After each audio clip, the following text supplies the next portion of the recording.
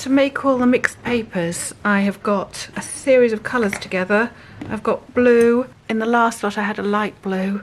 I've got this lovely metallic red, black, that's the metallic red, black, oh there's a lovely red there, a pinky red, purple and ochre. Oh, and I want a yellow too. This time I want sort of grey colours at the moment, so I'm going to do about 4 or 5 pieces with just grey colours. Now in each of these I've added a bit of binding medium, acrylic binding medium matte. I find if it's gloss it tends to, the papers stick together. So I'll add a bit of water as well to each one of these, and then I will mix them to an even consistency. And again, you've got to be careful, don't add too much water. I want water enough for it to flow, but I need to keep the binding qualities of the acrylic. Right, at this point it's a bit annoying, you need a different coloured brush for each colour so you don't contaminate the colours. And you just really want to mix it like mad until all the pigment is dissolved. Now you could just use acrylic inks or something like that, but it gets extremely expensive, doesn't it, if you keep getting different products. So I find this one works well. And those colours are really lovely and intense, and you can both drip it on or use it with a bit more water. You see that one's a blue one, and I put water on the paper and then drops of acrylic on and then sort of sprayed it some more, so I've got a water spray bottle as well. I'll get these colours ready and then I shall show you it all together. I've got some lovely sponges just to see what happens. I've got some rollers, and I'm going to use scrapers and things like that just to see what I can create. Should really wear gloves too. And the papers are big, so I'm going to do everything on the floor in here, so it is going to be a mess. And the studio is open today on a Saturday. I try and open every Saturday, but I hope nobody comes today. It's going to be such a mess. Right, there's one mixed. Again, things to consider, isn't it? Like, that's such a pain, because now the paintbrush is just going to drop out of there, isn't it? If they were the deeper pots, it wouldn't matter so much. Maybe I'm just going to put them down on newsprints so that I can keep a paintbrush for each colour, because otherwise it just makes too much of a mess. Right, I'm going to get on with this and then show you the next stage. So I've got a lovely series of colours there, and I've got a palette if I want to mix some more. I've got a few things for mark making, and this. I've got my rollers, I've got tissue papers, plastic bags, cellophane, all sorts of things that'll mark make. And I'm going to shove it on the papers now. Oh, and I've got a spray bottle. Where's my spray bottle? It's just a cleaning product spray bottle which has just been washed like mad. Make sure you've got enough water in it. And that's just to soften off any hard edges and things. There's so many really interesting ways of doing this, from splattering to dragging, but this is a really nice one. So I've just got pans with acrylic in them and water. I've got a roller, load up the roller and then start at each end, doesn't matter if you dribble, and then just allow the roller to make the marks. They are, I don't know, somebody gave them to me. They're actually plates, buffet plates, and you just let it make its own mark and let it dry, and then you can keep working on it if you want to.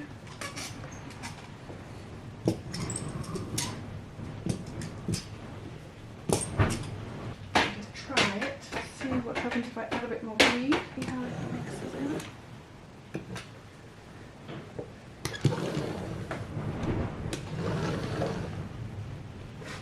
And the splatters are nice as well. But not too much. So some of it. I like it when it's spilt. Splatters on there. Too much when you splatter.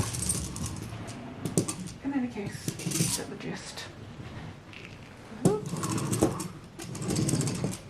Just lovely layering of colour.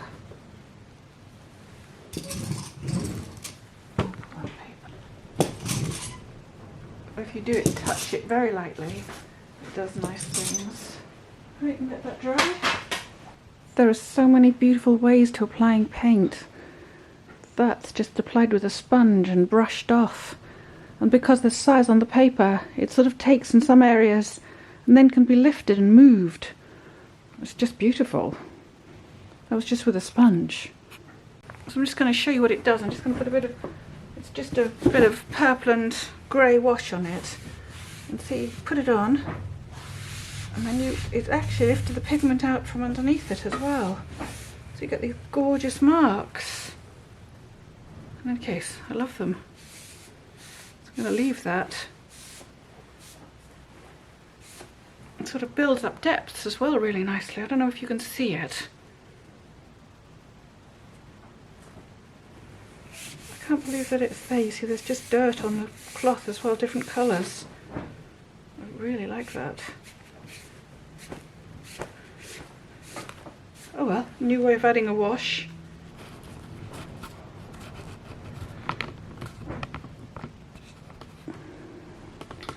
This one has just got a lovely series of colours all over it. So that's going to be one side. So turn it over. Now that that's dried, doesn't matter about the bits of green and so on it. This side I'm going to try that wash. I quite like this grey. So let's just try the wash on it and see what happens. Because what I want to do is also put some, I want to print on this as well. So really I just want an all over colour, and I'm not bothered about the gestures. I like the gestures. This is a different paper, this is cartridge paper, so it's not got so much size on it. But I must admit I do love a bit of colour, so I'm just going to rub in some other bits as well. Let's see what it does.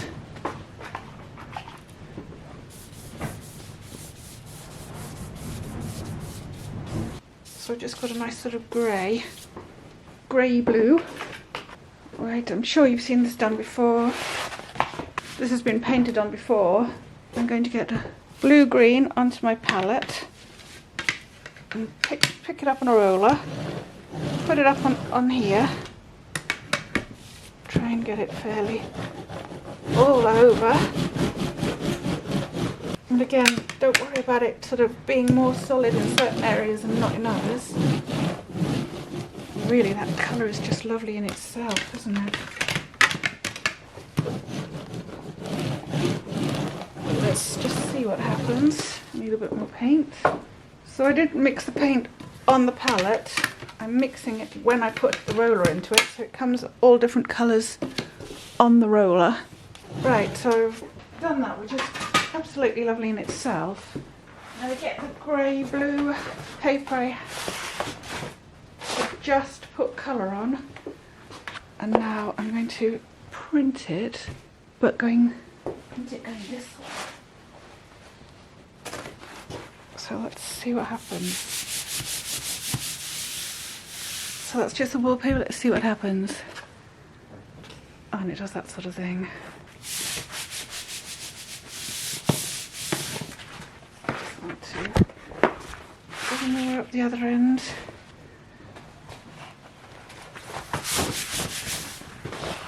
I didn't want it, I wanted it straight. In any case, let's see what happens. So that was just from one roll to get those different types of marks.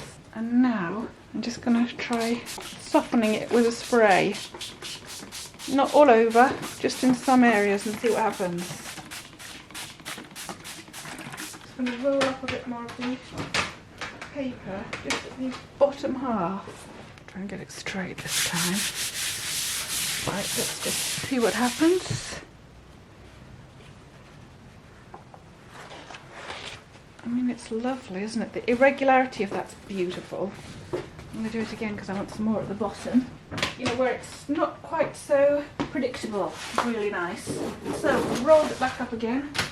I'm just going to touch it to this end bit, which hasn't got enough on it. But it's lovely because the water is having an effect as well.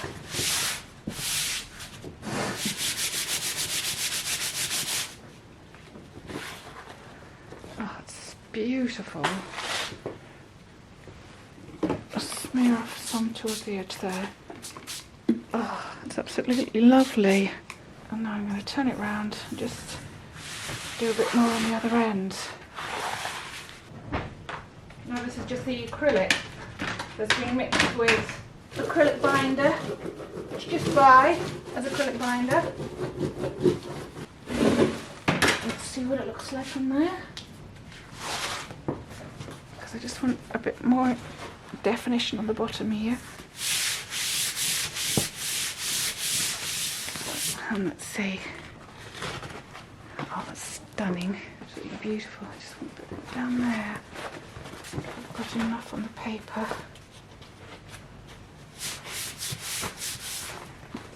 That's fine. Okay, and I want this bit faded out a bit more, so just... And otherwise that's just lovely. So it's really come out nice, that. There's some really lovely bits. I'm just going to show you this bit here as well. It's got a bit of spray paint on, spray water on to lift the pigments out, because that's really lovely. And the marks that you get from the wallpaper. I'm going to put that to one side to dry. And what you're also left with is the wallpaper itself. So I'm just going to spray that over, just to sort of soften the edges a bit. Again, you can go into this with a cloth a bit, but I don't know whether I should, because it's nice to leave what's happened to happen. I quite like a bit more green on it across here, so I've just got some green on the roller, and I'm just bringing bits in. I like the intense blue, so I've got a bit more blue on the roller, and it'll sink in. Yeah, that's better. I mean, this piece I'm going to use to make envelopes with, so it can be sort of more intense in colour. It won't be in the background, and then it'll have a lovely added texture onto everything else. This piece of paper did already have some colour on it. Oh, that's just lovely. I'm going to leave that. I like the difference there to everywhere else as well. And then of course you can just soften things off with a bit of spray. Just move the pigment about a bit, and you can work from that again. I mean, that would actually print up again really beautifully. It only seems a shame not to do so, but I'm going to leave that to dry, because they'll make lovely envelopes or pouches. Just so I'm not in too much of a mess, let's get rid of some of this dirt on this table. On this surface. Right, I'm going to roll over with my green and my blue. And there's so many lovely different ways of applying this paint. And so many lovely different effects that it creates. I mean, that is stunning. Because I don't have to have the sharp edges on the edges, I can get my spray and lift it through so it softens, or I can get the sponge and lift it through so that you can soften up those edges a bit, especially before they dry, so you don't have to have those sharp lines. You can actually get the sponge and then make that have an effect. Oh, that's lovely.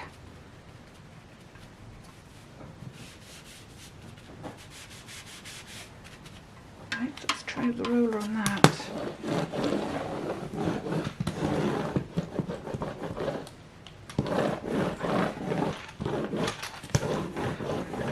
Just going to pull it in the other direction, I think.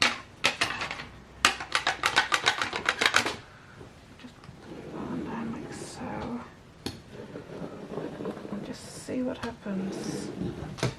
I'm going to clean off the edges again, just so that I don't get paint all over the other side of it as well, which I might want something contrasting.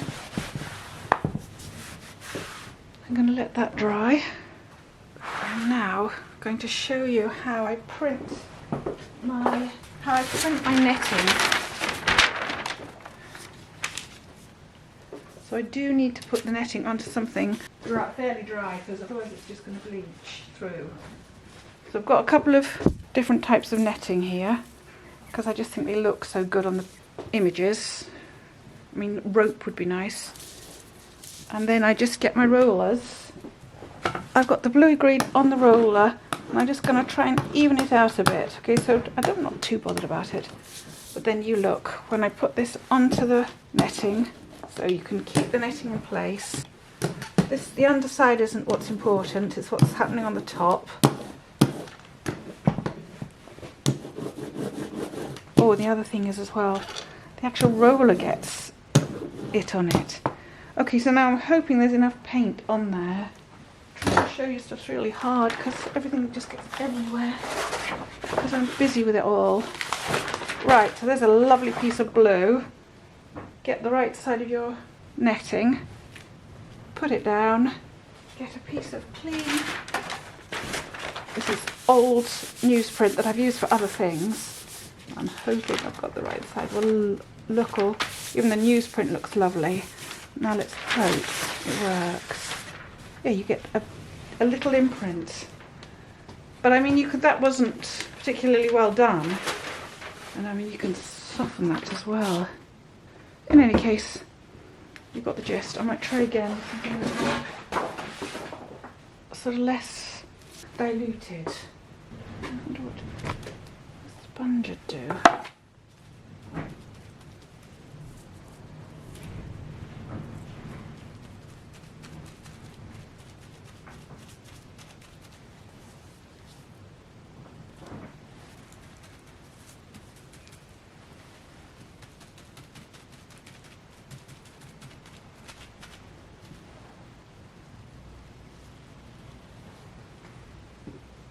All I'm experimenting, aren't I? I mean, if I was practiced at this,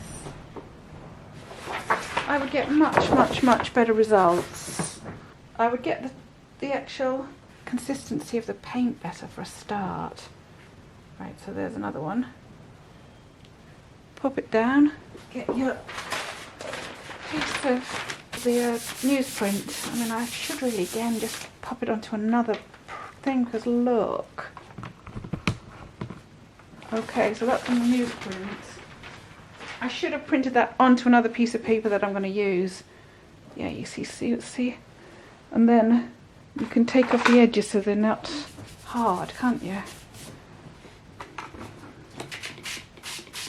Well, not depending on how you like it. I don't suppose it'll do it again. I mean, it does something. I wonder how many times it would do it. And again, you see, what I really like is as you build it up and build it up. I don't care that it's sort of messy like that. I wonder what you'd happen if you... There's parts of this that I like, and I'm just going to try... So I'm going to wet it and just transfer some parts of it. Oops-a-daisy, that's not very nice. But no, not very interesting. We'll leave that. But what I really like about this, what I really like about these, is building up colours over a period of time. So I would let that dry and then put some more on it, and then let it dry and put some more on it. I'm going to do some more now. I think I might stick to purples and greens. So here's my palette. I'm actually going to put some pure green acrylic on there. Get a sponge and load the sponge, but not too much. Right, and I'm just going to try. So what's this one look like?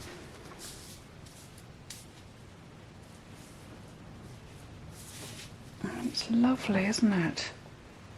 So not only is it lovely on that paper, so what I really want to do is put some on a piece of paper instead of just on the newsprint. Get a paper that I've already started and get my piece of netting. Bit fiddly this, and then just see if I can touch it down so that it leaves nice little marks, and it does. It's lovely. And at the same time it's colouring up the netting for my bit on my next piece. So your actual netting, you could turn that over and press it down with your newsprint again, and that'll print onto there.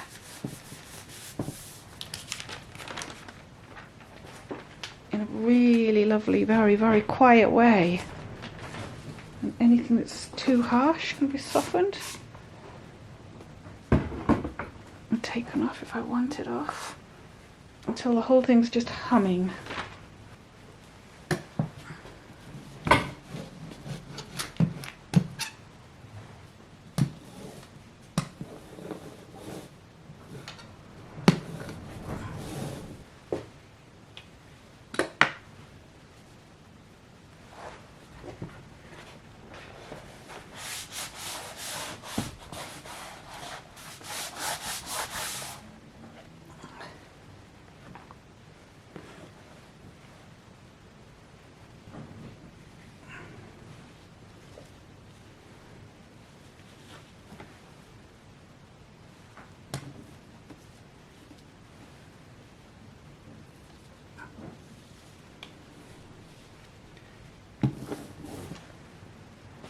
So I've got my piece of paper, which is 17 inches wide, which when folded into the envelope will make an 11-inch envelope, which is what I want for the book, which is about 11-inch wide.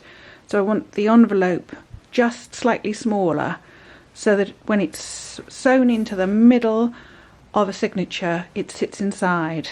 The other thing I found is that when it's folded, so that's going to be the envelope, when it's folded, obviously the marks go diagonally, because when I painted it, this square was the bottom of the page, and I did them horizontally, thinking it was going to come out horizontal like C, but then when you actually bung it into the envelope shape, it's all diagonal, which is nice, but you might not want that.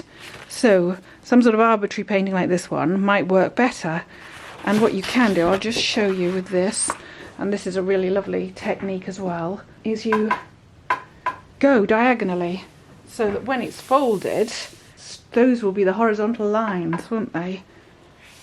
This is just lovely. It's a foam brush, just from very well-known craft and art suppliers on the high street, and it makes these beautiful marks. And it's lovely used really dry, just as it is, you know, wet, when it all slimes into each other. And just to leave the marks that it makes, because they're so sea-y. So I just got green, blue, and a bit of grey-black there. If you press hard, the lines don't come out, but if you press lightly, you get the lines through. And then of course you can let this dry and come back to it if you want to. And you'll note I'm going right over the edges, so you don't get sort of marks like it's just stopped at the edges. I don't put it, I want some more green in through there, so I'm just gonna add a bit more through in there. That was too much of a stripe, that. Okay, so I'll let that dry and then maybe work on it again. But when that's folded into an envelope shape, it will be horizontal. The other thing you can do as well is just spray it a bit, and it just softens those lines again. It just makes it a bit different. So now I have to put that over somewhere to dry and clean off the board again before I do the next piece. It's so difficult to know what's going to work. You know what I should be filming for you, because this one was lovely. I just put a really light coat of grey-y blue. So it's just a black with a cerulean blue, but very light. And then I had a piece of old netting that already had colour on it from yesterday. And I was trying to reproduce the netting on top of the glaze with some marks. But I lose patience. I'm very impatient. And then I just started stamping. And the colour transferred ever so slightly. You probably can't see, but it's got this lovely speckled, let's see if I can get it any closer. It's got these lovely speckled greens in them, and the whole thing is sort of very light and ethereal, like surf splash, or even like sort of a sky above the sea that's somehow been influenced or corrupted or something by the sea. I'm just going to show you the difference between if it's wet and you put the roller on and if it's dry. So I'm just spraying down one area of it. I've got a lovely light bluey grey here, which I've spilt everywhere. Gosh, I'm so clumsy. And I've got my roller. Right, so if you apply it when the paper is dry, it goes on much more gestural, it's got much more of its own marks. If you apply it where it's wet, it will obviously just smudge in, you see. It becomes much more of an even wash. Oops, Daisy, I'm so clumsy. Nothing really matters. I have to actually live with my clumsiness, don't I? Otherwise it would stress me out. Again, that whole thing about painting being, you know, you've got to find your style. Your personality dictates your style to such a huge degree. Well, it does mine. Oh, I need some pink on there. I've introduced pink to these seascapes. I just love pink in sea. Again, it looks clumsy, but as soon as you add water to it, it really dissipates, makes it much more ethereal again. There are some pigments that really repel each other, and some pigments that, you know, just blend into each other. But when they repel each other, you get nice edges. That's enough. I really like that. Such a beautiful colour. So I'm just going to leave that.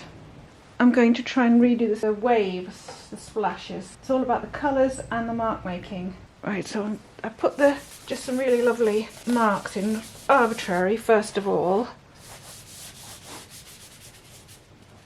And I think it's these marks that determine how the paint is going to move in the ends. So you really want it fairly haphazard. Just getting my dark blue. And some of it is nice if it's flat.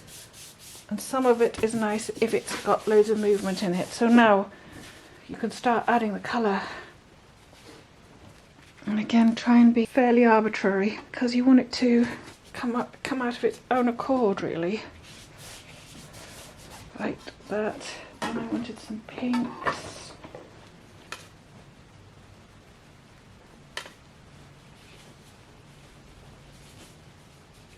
So this is going to be, so obviously it's two sides of the signature, so it's half and half. And already you begin to see these lovely forms coming out. So I want some green. And again, it's all about how you apply it, isn't it? So yeah, you see that's lovely, isn't it? Just to make it feel like it's moving. And then you can take it off with your spray. So Daisy, that's my yellow. And I want some yellow on there.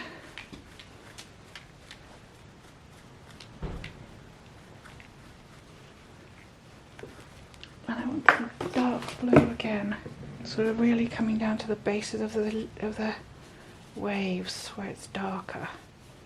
And again, if you use different mark making tools, you get sort of lovely different results, don't you? So I mean, look, that bit's lovely.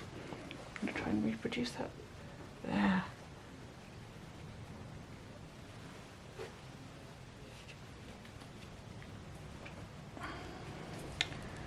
Right, so that's very dark. There's a lot of pigment in there. I've had that pigment for a while. And again, try not to worry about it too much, you know, try not to sort of describe it too much. Right, next bit is a white. And this does its own thing as well and has yet another effect. And get rid of the actual white of the paper. And again, it's quite nice that it's arbitrary, that it's just left over, because you might not necessarily bung those in there if it wasn't arbitrary. You'd be trying to describe a wave too much, and you don't need to. And the way that moves is just fantastic, so you have to go with it. So that's it, really. And then you can do your own, like, stippling, so you have got some actual mark making of your own, you know, as well, because I quite fancy a bit of formation going on. Now I've no idea how this will come out when you actually cut it up. Right, that's it. Let it dry. As you can see, this one's just been splattered with greys and yellowy ochres, and the idea is it's going to be rocks, a whole load of rocks. So I'm going to use my technique that I've demonstrated on other videos. I just get lovely marks of acrylic inks which become stable when they're dry, don't they? They don't move. And I'm just drawing in loads of nice shaped rocks at this point, you know? Can you see that?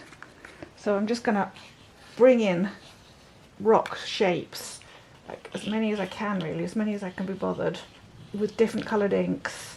And they can be faded, because I'm going to glaze over this as well, so they can be faded, they can be defined.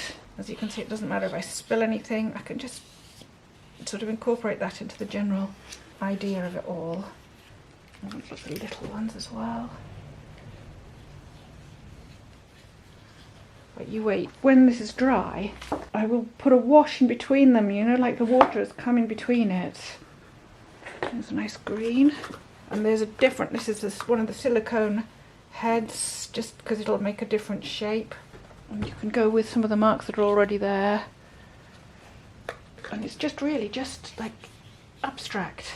Again, don't try to be too defined because you'll mess it up. And then if you have an area like that that is ugly, just smear it out, soften it off, and you can take some parts of it out. But that'll come out in the wash as well. Try not to sort of describe an absolute picture because it's going to really change. Just keep varying the marks, otherwise it gets boring. And the colours and things. And don't worry too much about what you're actually doing because it will all come out different once it's finished. And I really want, like, I like the little details too. Oops, a daisy, I'm just going to smear that down because I don't know. Take that out because it won't matter actually that it's too dark. Try and stop dropping. Oh, still dropping. Oh, that worked okay. So it's both the textures underneath and the marks that's going to contribute to this. It's so much work, isn't it? For a book which isn't worth a thing. And it really is, how much do you bother with? You know? And now for one of the last pieces of mark making stuff. I just suddenly thought of it now. So I've got some colours together, some white, some light blue. I've got some dark blue wash and some green wash over there. And I've got all these implements that I'm going to use to mark make. It's just to make some bubbles on some water. So over here I've got my piece of paper. I'm going to wet it with some spray a bit and then get my beautiful colours, my blue wash and my ruler, and just run it over. And I want it to run and have all those lovely marks. I just want to take it to the edge. Okay, and I'm going to bung a bit of green in there. It's a bluey green. It's a lovely emerald green. And again, I don't have to be fussy. It sort of all just works. And then with your lovely implements that you've got, you just make nice bubble marks all over the place. So that was in fact too thick. I don't want it that thick. But you can take it off, transfer it onto other bits of thing that you can use. Take that down. Just see what happens. Yeah, you see, it's good to, this was an experiment in fact, and I don't like any of that. So we'll soften all that off. Gosh, good if I did a test piece first.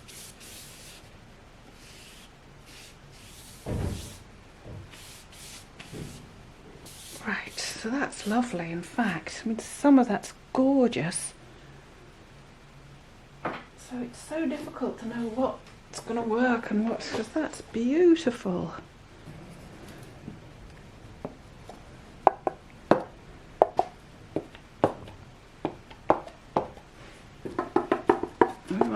white. Just see what happens while it's still wet. And then change the size of it by using something else.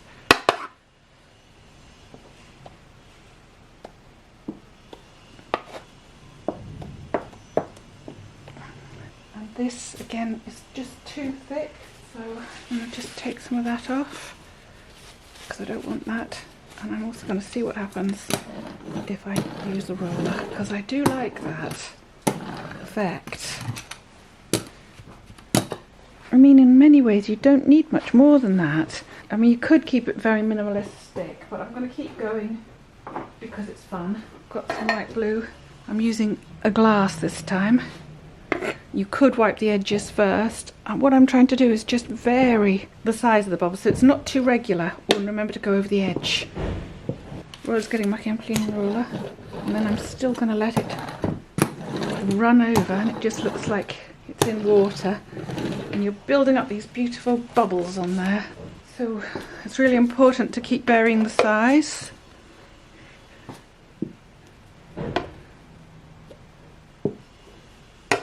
Nice and bonkers. Get the roller, and take them off a bit, and just lift them a bit with a bit of spray. Oh, isn't that nice where it's picked up the water tension?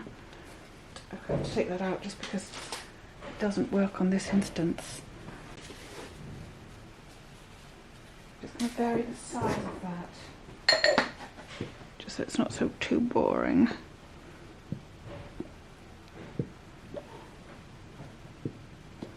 So vary the size of the thing again. You want things that are sort of coming foreground and background, like bubbling through each other. There you go.